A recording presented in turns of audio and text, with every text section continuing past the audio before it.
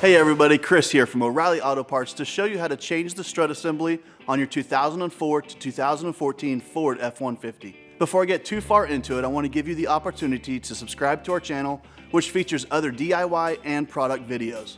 Today I'll be installing a complete Master Pro strut assembly, which is a single self-contained unit that includes all the components.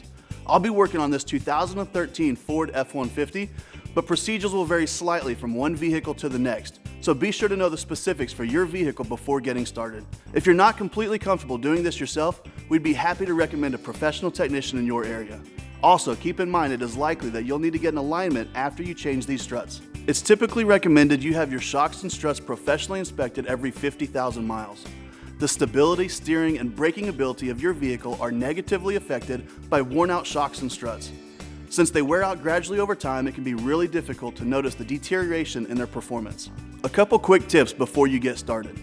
We recommend you replace the nuts and bolts that secure your suspension when you replace the strut assemblies. The nuts used on these Ford trucks are secured with a nylon locking insert that's no longer functional once you remove them. You'll want to use thread locker recommended by your vehicle's manufacturer when replacing them. Blue medium strength thread locker is designed to secure fasteners, but also allow for removal with hand tools later. Once you've decided to tackle the job, get your materials together, and here's what you'll do. We'll start today by jacking up the vehicle and removing the front wheels. It is extremely important to make sure that you place your jack stands in the manufacturer specified locations for this job. There should be no pressure on the strut assembly or suspension at all when you go to remove the assembly. Pressure on the strut assembly will leave it spring-loaded, which can cause serious injury or death. Once you've determined the manufacturer support point for the jack stands, please see our video on how to safely lift and support your vehicle before getting started. Make sure the vehicle is parked on a level, solid surface. Put the transmission in park or in gear if it's a manual, and set the parking brake. Chock the rear wheels with wheel chocks in front of and behind the tires. Don't use any rocks, bricks, or wood that could slide or crumble. Set the jack stands one at a time under the manufacturer's recommended support point and slowly lower the vehicle onto them. You can position the jack for added support under the vehicle so long as it puts no pressure on your suspension. Once the vehicle is supported, test its stability with your hand to make sure it's safe to work under. You should always replace strut assemblies in pairs. If you're changing both sides right now, go ahead and put both sides of the front end on stands. Opening your hood at this point will help you see what you're doing a little better. Use some penetrant on the bolts that will need to be loosened, and this will make them easier to remove when the time comes. Start with the bolt at the tie rod end, then the 3 nuts around the top of the strut tower, and the large bolt at the lower control arm. In addition to the penetrant, using a wire brush to knock some rust off should help you get these loose. The first nut we'll remove while the other soak is the one on the tie rod end. Once that's removed, slip the bolt out.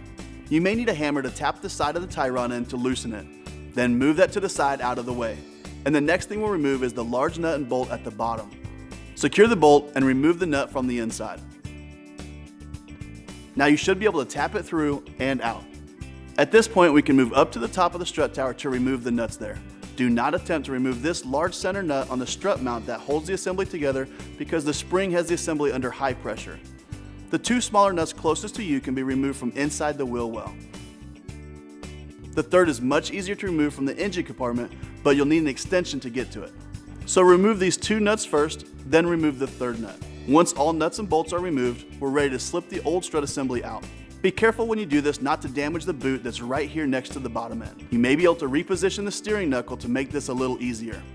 We're going to remove the nut on the upper control arm to make it easier to slip the strut out. It may not be necessary for your job. Use a pry bar if needed to carefully work the bottom end of the strut assembly out and past the boot.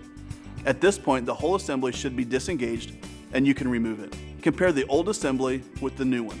You want to make sure that you have the right part and that the 3 bolts at the top of the assembly are in the same orientation, relative to the strut at the bottom. If you lay them next to each other, you should be able to tell whether or not they're the same. Use a light to check the underside of the strut mounting area. Make sure there's no rust or debris where the top of the strut mount is secured. If you see any loose rust or debris, use a wire brush to clean it up so that the assembly will mount flush. This will keep it from moving and making noise once it's installed. Now to install your new strut assembly. Line up the bolts at the top. Make sure that the strut at the bottom is in proper alignment. Once you've slipped the bolts up through the top, finger tighten one of the nuts on the top to hold the assembly in place.